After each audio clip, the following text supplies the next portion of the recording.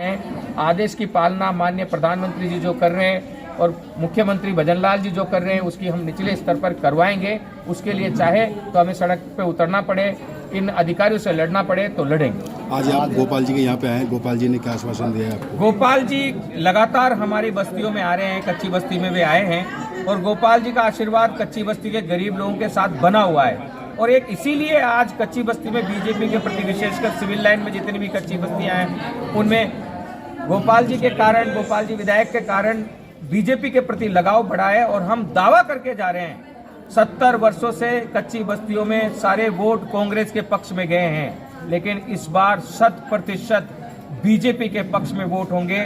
कच्ची बस्ती का एक भी वोट कच्ची बस्ती को 70 साल तक कुचलने वाली कांग्रेस को हम जाने नहीं देंगे। और माननीय प्रधानमंत्री के अंत्योदय नारे को साकार करने के लिए एक एक कच्ची बस्ती के नागरिक का वोट इस बार कांग्रेस से तोड़कर हम बीजेपी को दिलवाएंगे और बीजेपी का झंडा 25 के 25 लोकसभा में दोबारा फहराएंगे।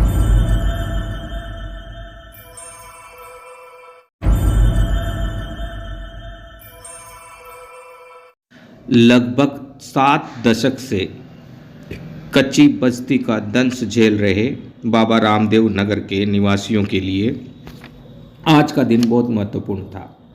जब से सिविल लाइन विधानसभा में गोपाल शर्मा विधायक चुने गए हैं, तब से घुमंतू समाज तथा गरीब नागरिक एवं कच्ची बस्ती में रहने वाले लोगों के बीच में एक आशा का संचार हो रहा है।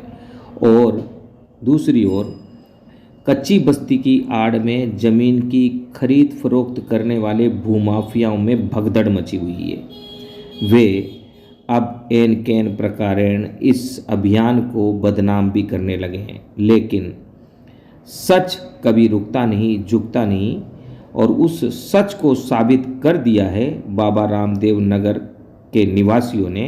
और सब ने एक मत होकर यहाँ विधायक गोपाल शर्मा के सहयोग से एक ईमानदार नेता को अपना अध्यक्ष चुना है।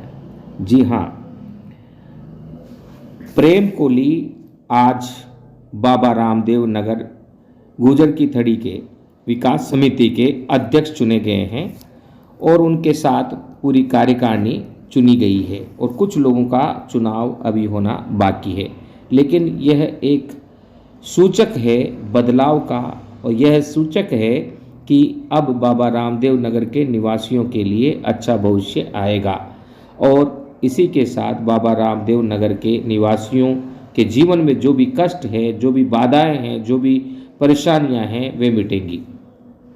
बाबा रामदेव नगर के निवासियों ने और उनकी पूरी नई कार्यकारिणी ने स्थानीय विधायक गोपाल शर्मा को सारी बात बताई और कहा कि किस प्रकार कार्य योजना उन्होंने तय की है आगे लड़ने के लिए।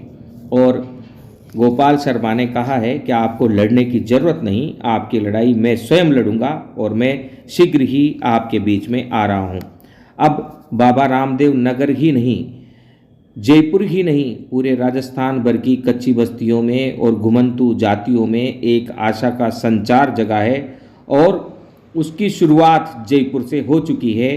अब उन्हें विश्वास है कि कच्ची बस्तियों का जो अभिशाप है वह बाबा रामदेव नगर से भी मिटेगा, जयपुर से भी मिटेगा, राजस्थान से भी मिटेगा और हिंदुस्तान से भी मिटेगा। इसकी शुरुआत माननीय प्रधानमंत्री नरेंद्र मोदी के अंत्योदय संकल्प के साथ शुरू हो चुकी है। के बाद में हमने जीडी में कार्रवाई करी, सारे पत्र हमारे पास थे, जीडी हमें पट्टा नहीं दे रहा था। इस विषय में मैं केंद्र सरकार से भी मिला, प्रधानमंत्री राजीव गांधी से भी मिला, प्रधानमंत्री नरसिम्हा राव से भी मिला और भी अन्य लोगों से भी मैं मिला, जिसके डॉक्यूमेंट्स मेरे पास में है सारे।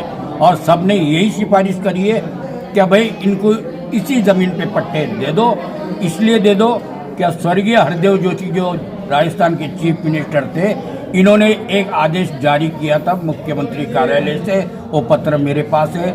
उस पत्र के अंदर क्रमांक नंबर के साथ में उन्होंने लिखा था जीडी को कि इनके पट्टे जारी कर दिया जाए। लेकिन आज जीडी के अंदर ऐसे ऐसे भ्रष्ट अधिकारी बैठे हुए जो भूमाफिया से मिल करके इस बस्ती को बसने नहीं दे रहे और पैसे खा खा के इस बस्ती का सत्यानाश कर रहे। ये जमीन सवाई चेक 39 बीघा है, इस पर सिर्फ हम ही बैठे थे यहाँ पर। आज जीडी के अधिकारियों ने मिली भगत कर कॉलोनियाँ बसा दी, बड़े बड़े दुकानें बसा दी, लेकिन हम गरीबों की कोई सुनवाई हो नहीं रही है। ये झंडा हमने आज उठाया है, ये बिगुल आज हम बजा रहे हैं, क्या हम लड़ेंगे मरेंगे, लेकिन इस ज़मीन को खाली नहीं करेंगे और हम गरीबों को पट्टा इस ज़मीन का ही मिलना चाहिए, अन्यत्र हम कहाँ बचेंगे नहीं। इस ज़मीन के अलावा हम कहीं नहीं जाएंगे। आपका शुभ नाम? मेरा बाबा रामदेव नगर के निवासियों ने भारत जोड़ो मिशन सोसाइटी के साथ में मिलकर जो बीड़ा उठाया है वह अब लगातार तेजी से आगे बढ़ रहा है।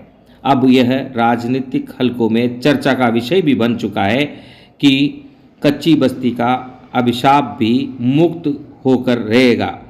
क्यों नहीं हो? जब जनता जन प्रवाह के साथ आगे बढ़ रही है तो यह कच्ची बस्ती का जो अभिशाप है वह भारत माँ के दामन से दाग मिटते हुए हम देख पाएंगे।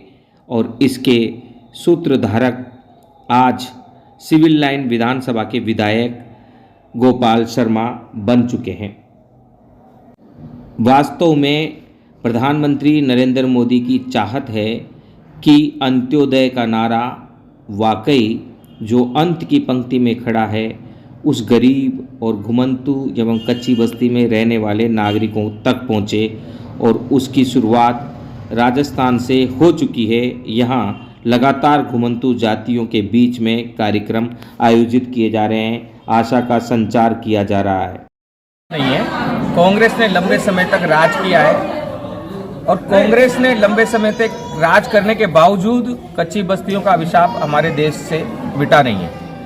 8 महीने पहले माननीय प्रधानमंत्री नरेंद्र मोदी जी ने धारावी कच्ची बस्ती जो मुंबई की है सबसे बड़ी कच्ची बस्ती है उसको व्यवस्थित करने के लिए बजट भी दिया और आदेश भी पारित किया और उसको व्यवस्थित करने का कार्य शुरू हो चुका है। तो हमें आशा है कि जिस प्रकार धारा 70 हटाने के लिए अध्यादेश लाया गया उसी प्रकार विशेष अध्यादेश लाकर जितनी भी भारत देश में भारत माँ के दामन में जितनी भी कच्ची बस्तियों का जो अभिशाप पड़ा हुआ है, जो दाग पड़ा हुआ है, वो भी माननीय प्रधानमंत्री जी नरेंद्र मोदी जी मिटाएंगे। और उसके लिए लंबे समय से हम लोग संघर्ष कर रहे हैं। भारत जोड़ो मिशन सोसाइटी इससे पूर्व कांग्रेस के साथ था। चुनाव से पहले इन्हीं शर्तों पर हमने बीजेपी का दामन थामा और सबसे बड़ा जो तोहफा हमें दिया है वो कोचिंग नियामक आयोग को पूरे देश में लागू करके माननीय प्रधानमंत्री जी ने दिया है। एक आशा जगी है कि जो आज़ादी से पहले से ही घुमंतु समाज आवास विहीन और विकास से दूर और जिनके बच्चे आज भी भीख मांग रहे हैं, जिनके पास कोई आवास नहीं है, कोई व्यवस्था नहीं है, विकास की मुख्य धारा से जो जुड़े हुए नहीं हैं, उन्हें जोड़ने के लिए माननीय प्रधानमंत्री विशेष अध्यादेश लेकर आएंगे। और जो लोग जहां बसे हुए हैं वहीं फिर वो बसेंगे। अगर बीजेपी गवर्नमेंट में यह संभव नहीं हो पाएगा तो हम लाखों लोगों के साथ सड़कों पर निकलेंगे, क्योंकि यह घुमंतु समाज और गरीब नागरिकों के लिए आर या पार की लड़ाई है। और प्रधानमंत्री जी ने इस लड़ाई में हमारी मदद कर दी है, उन्होंने घोषणा की है। और राजस्थान सरकार ने भी अपने आदेशों में घुमंतु समाज को प्राथमिकता देना शुरू कर दिया है, कच्ची बस्तियों को प्राथमिकता देना शुरू कर दिया है। लेकिन अधिकारी ढीठ बने हुए हैं। अधिकारियों से लड़ने के लिए हम सब एकत्रित हो रहे हैं। आदेश की पालना माननीय प्रधानमंत्री जी जो कर रहे हैं और मुख्यमंत्री भजन लाल जी जो कर रहे हैं उसकी हम निचले स्तर पर करवाएंगे। उसके लिए चाहे तो हमें सड़क पे उतरना पड़े, इन अधिकारियों से लड़ना पड़े तो लड़ेंगे। आज आप गोपाल जी के यहाँ पे आए, गोपाल जी ने क्या आश्वासन दिया आपको? गोपाल जी लगातार हमारी बस्तियों में आ रहे हैं, कच्ची बस्ती में वे आए हैं और गोपाल जी का आशीर्वाद कच्ची बस्ती के गरीब लोगों के साथ बना हुआ है। और एक इसीलिए आज कच्ची बस्ती में बीजेपी के प्रति, विशेषकर सिविल लाइन में जितनी भी कच्ची बस्तियां हैं उनमें गोपाल जी के कारण, गोपाल जी विधायक के कारण बीजेपी के प्रति लगाव बढ़ा है। और हम दावा करके जा रहे हैं 70 वर्षों से कच्ची बस्तियों में सारे वोट कांग्रेस के पक्ष में गए हैं, लेकिन इस बार 100% बीजेपी के पक्ष में वोट होंगे। कच्ची बस्ती का एक भी वोट कच्ची बस्ती को 70 साल तक कुचलने वाली कांग्रेस को हम जाने नहीं देंगे। और माननीय प्रधानमंत्री के अंत्योदय नारे को साकार करने के लिए एक एक कच्ची बस्ती के नागरिक का वोट इस बार कांग्रेस से तोड़कर हम बीजेपी को दिलवाएंगे। और बीजेपी का झंडा 25 के 25 लोकसभा में दोबारा फहराएंगे। हमें ऐसा फुटबॉल बना दिया है कि कभी हमें जल महल से उठाया जाता है, जबकि यहाँ और आज ये स्थिति है कि जेडीए के कोई भी अधिकारी जहाँ पे हम जाते हैं हमें कोई नहीं पूछता है। और वहाँ पे भूमाफियाओं का इस कदर बोलबाला हो गया कि वहाँ आसपास की ज़मीन करोड़ों की हो गई है, हमारी भी ज़मीन है, तो भूमाफिया हम पे भयंकर लगे।